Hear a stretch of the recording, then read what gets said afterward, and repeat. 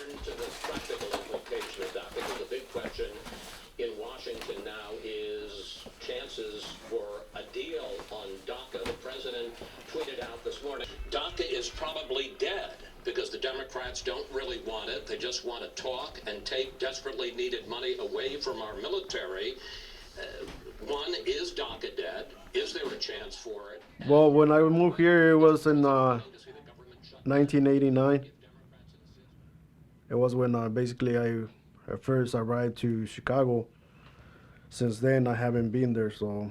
We have said that, I have said that, the president has said that. We want to find a permanent solution to the DACA population, not a continual 3-year renewal period. All right, in the short period of time we have left, I want to ask you.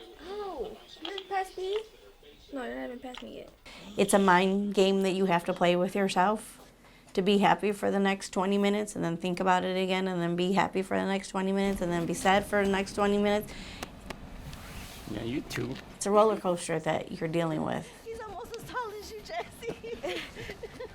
And sometimes your heart just doesn't know what to think anymore. Okay, after Mass probably would be better. I'll tell them that after Mass. Okay. After Mass. Yeah. I don't understand any of that goofy stuff. None of us do. None of us do. It's rough. Can't be. Whichever one you want. He is not a criminal. There's nothing on his record at all. Lord, we ask you on the 11th hour, make a miracle happen and keep our husband and father with us. It's a nightmare that you're waking up to. And it's hard to explain because it's like a funeral, but there's no body.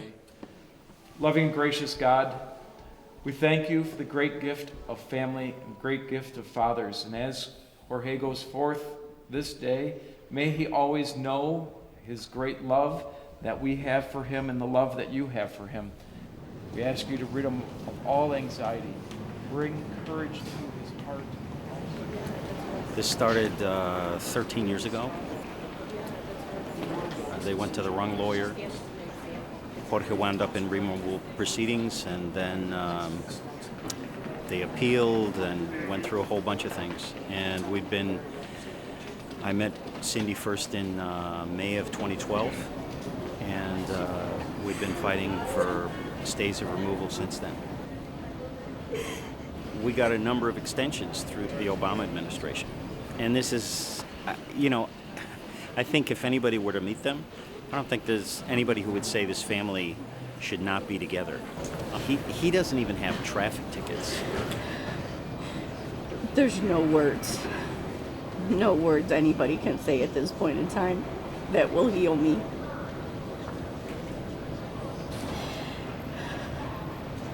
My kids are devastated.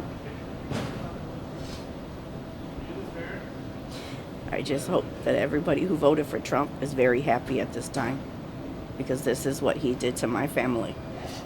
I know he has to leave because it is our laws, but it's a law that needs to be changed. He's going to a country he does not know. I'm being left here with my kids to pick up the pieces and continue on and get the paperwork together so we can bring him back as fast as we can. According to the lawyer, the most he can be down there to get a date to the consulate is 18 months.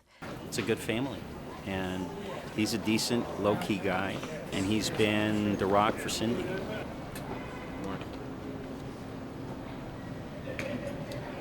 You come with us up to the ticket counter? Get bags. Yes. He's getting deported because he came here as a child illegally, and that's what they're holding against him, that he entered the country illegally. So with that being said, he has to go back to his country of origin and reapply the right way to come in. He was brought here as a child, not as an adult. But according to the judge, when we had a hearing with the immigration judge, he said at 16, you know right from wrong, and at 16, he should have went back to his country of origin.